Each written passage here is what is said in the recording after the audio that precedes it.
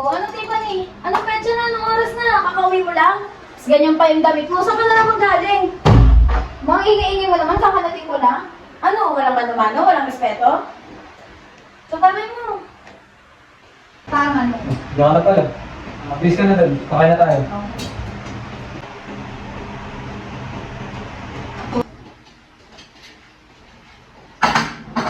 Tiffany, bumaba ka na dyan. Anong oras na? Kung pinagin mo yung grasya, kumain na tayo. Oo. Ikaw na ang tumag sa anak ko. Tiffany, anak. Kakain na. Ito na po. Bakit nagmamadali kasi?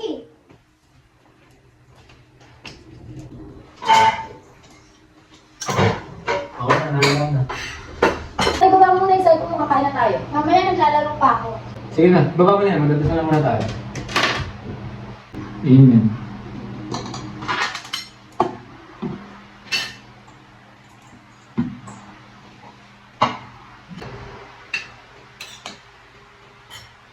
Kamusta naman sa bagong trabaho? Ayos naman.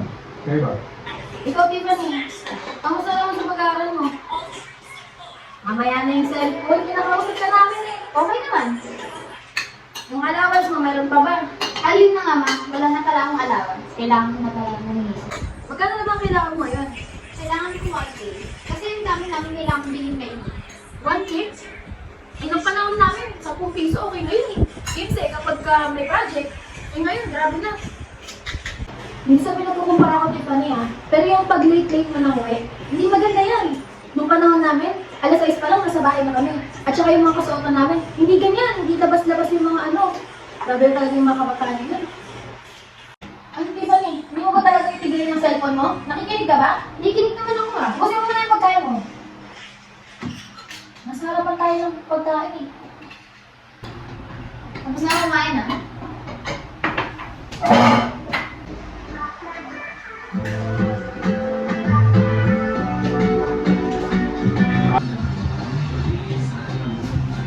Oh, sino yan? Hindi ko. Naliligaw? Kailan pa pakilala yan? Yun nga po kay Leia nung hindi ko makilala. Nahiya? Nung kami ng nanay mo, hindi ako nahiya sa kanya eh. Wala siya, pero punta ako siya. Kung kailangan niya pagkain, bigyan ako siya. Ganun pag nanliligaw. Eh, paano ba niligaw mo? Ang alam ko, meron kaming videotape dati. Eh, hindi ko na alam eh. Siyempre matanda na, hindi ko na alam kung nasa na nalagay. Pero tanong mo na lang yung mama mo, alam niyo yun. Siya naman nakakaalam sa ganito eh. Ano ba nililigaw mo? Parang hindi ka naman kinakatay kasi sa chat lang eh. Pero kung totoo mahal ka niyan, pupunta yan dito, harapin kami ng mama mo. Kaya anak, kung ako sa'yo, pakilala mo na yan. Kasi doon mo lang malalaman na mahal ka niya. Pag dito nakilala mo siya. At pagkain na makarap sa amin. Kaya na. Okay po. Akot ako.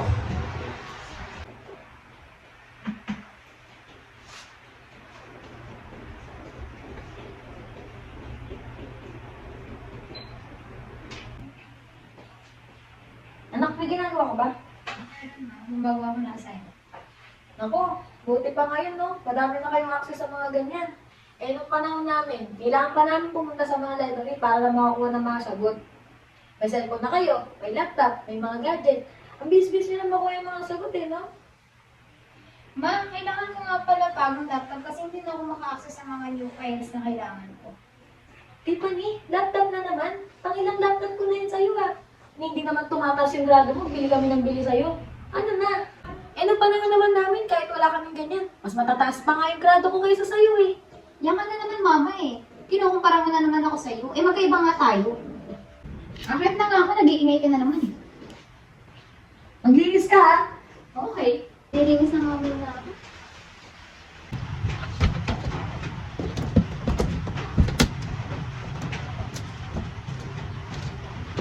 Ano ba to?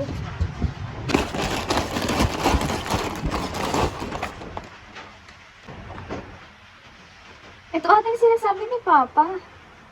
Panood na. Uy, sakto wala sila mama. Napanood na.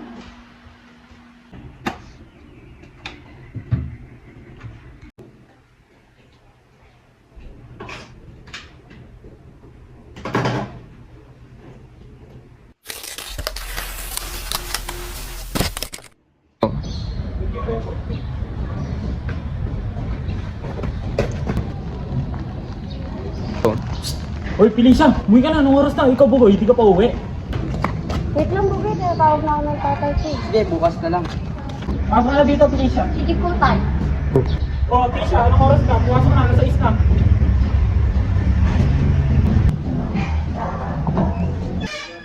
Ano kayo sa namin nyo? Ikaw, nakapagluto ka na ba? Sakto, nakapagkain na ako. Tara na. Pasok ka na yun. Sige, magdasal na tayo. Amen. O anak, may pera ka pa ba? Yun na nga mo, wala na akong pera eh. Ano to? May pera. Basta mag-aaral ka ng mabuti ha. Thank you, ma. Sige. Tisha, matagal ko nang pinag-iisipan ang gagawin kong ito.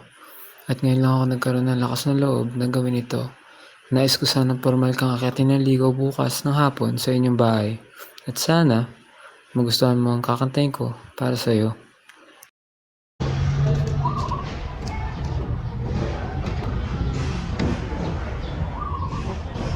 Ano po yun? Pwede pa kayo bigay? Para kang doon po. Sa ate mo. Huwag mo sasabihin sa mga papa mo. Salamat. Ate, ate! Sa'yo ko ata to eh. Ano yan? So, galing ko sa maniligaw mo eh.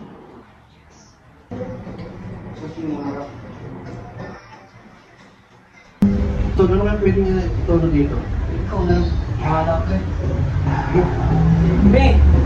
Oh, kung problema ako, hindi daw ako ng Felicia. Ano? Paano na to? Sakto yun, pre. Ngayon ka magpunong loob mo. Kaya mo ako makikitara. Sige ah. Sama ako. Oh, sige.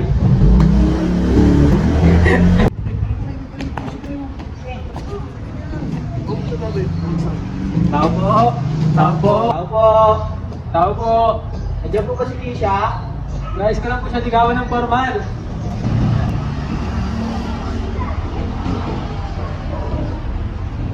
Kaya, ayos ah. Uy, promo ko ah. Oh. Okay. 1, 2, 3, go. I'm a hopeless romantic, I know I am. Memorize all the lines, and here I am. Struggling for words, I still don't know what to say. What to say? Don't know what to do whenever you are near. Don't know what to say. My heart is floating in tears. When you pass by, I can fly.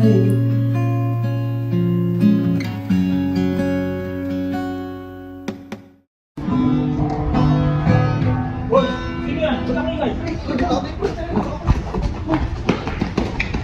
Ma, pa, mami yan yung mamamanitan na lang siya bukas. Asa sa akin anak, pag wala ko, isa tatay mo, tanongin mo. Yung tamang edad ka naman na eh. Malalaman natin kung talagang mahal ka niya. Papuntahin mo siya dito bukas talaga.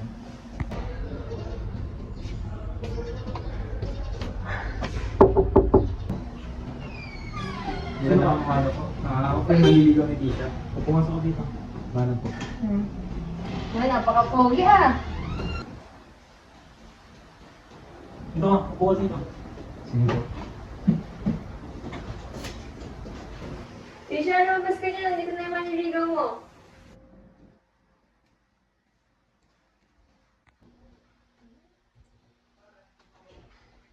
Magandang hapon, Tisha. Magandang hapon din. Ma, kasi araw naniligaw mo ka. Iho, ba't naparito ka?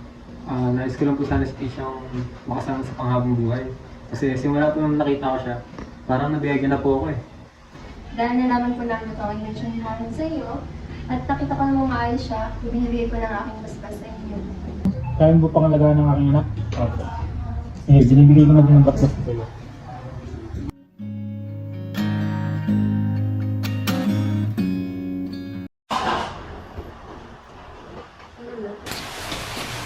Nakabidyo na ba? Oo na ito. Grabe no, ilang taon na tayong kasal. Tapos ngayon, magkakaroon tayo ng ulo natin anak. Siguro, itong video na to, mapapanood ito sa tamang panahon. Sana. Pero, sana makita niya rin na kung paano siya palakihin. Siguro itong mensahe na to para na sa kanya. Kasi, kailangan niya rin to. Para sa pagiging, para siguro gabay. Parang lumaki na siya. Nak, pag napanood mo itong video na to, sana ma-realize mo kung ano yung buhay namin ng papa mo noon. Na hindi man kami tumaan sa hirap, Pero makikita mo kung ano ba talaga yung kultura namin. At kung may isa lang kami sasabihin sa'yo na sana lumaki ka na maayos, lagi mo kami sundin, and hindi mo gagawin yung mga nagawa namin na pagkakamali, naiwasan mo yun at sana sumunod ka sa amin. Kung maging mahigpit man kami sa'yo, dahil lang yung sa gusto namin protektahan ka at gabayan ka, dahil ikaw ang una at huling magiging anak namin.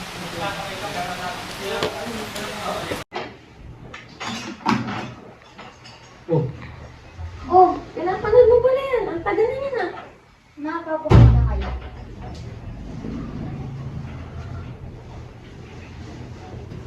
Ma, pa, sorry nga po pala sa nagbubuhan ko kanina. Simula nang napanood ko yung video clip ng dalawa ni Papa, ang dami kong na-realize na ang dami kong nagawang pagkakamali at sinasabay niyo lang ako kasi gusto niyo itama yung mga mali kong nagawa.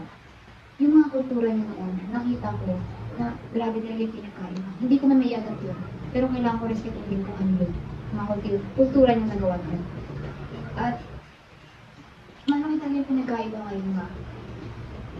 Ngayon, kailangan ko nang gabayin niyo dahil kayo lang nakakalam kung ano yung ikakabuti ko at saan ako may lalagay na tama.